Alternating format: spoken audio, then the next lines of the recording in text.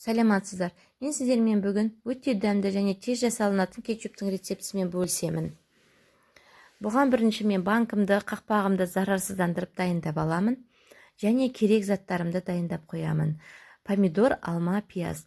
Помидорды осылай ашу үшін үстіне ыстық су құйып 10 минутқа қойып қойсаңыздар, тез ашылынады. Және керекті дәмдеуіштерімді, қантым мен тұзымды дайындаймын. Және 9% уксус дайындаймын. Уксус 9%. Естеріңізде болсын. Помидорды, пиязды, алманы көріп тұрғандарыңыздай етіп турап, қазанға салып 15 минут қайнатамын. 15 минут пияз прозрачный болғанға шейін. Осындай погружной блендермен езіп алып, және де 40-45 минут қайнатамыз. Уақыт өте келе дәмдеуіштерімізді саламыз. Қантымыз бен тұзымызды саламыз. Дәмдеуіштер осы жолы менде чеснок, ащы бұрыш, қара бұрыш, түсін өзгерту үшін паприка.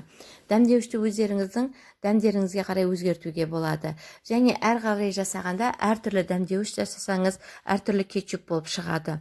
Уксусымызды құямыз 1 стакан 9%. Сосын және де 15 минут қайнатамыз. Одан кейін сізге сұйық болып көрінсе, және 5 минут қайнатуларыңызға болады. Бірақ естеріңізде болсын, ол суығаннан кейін қойылады кішкене болса да. Сосын банкымызға құйып, 24 сағатқа бетін жылымен жауып, қойып қоямыз. Өте дәмді жасаңыздар, өкінбейсіздер. Рахмет қарағандарыңызға.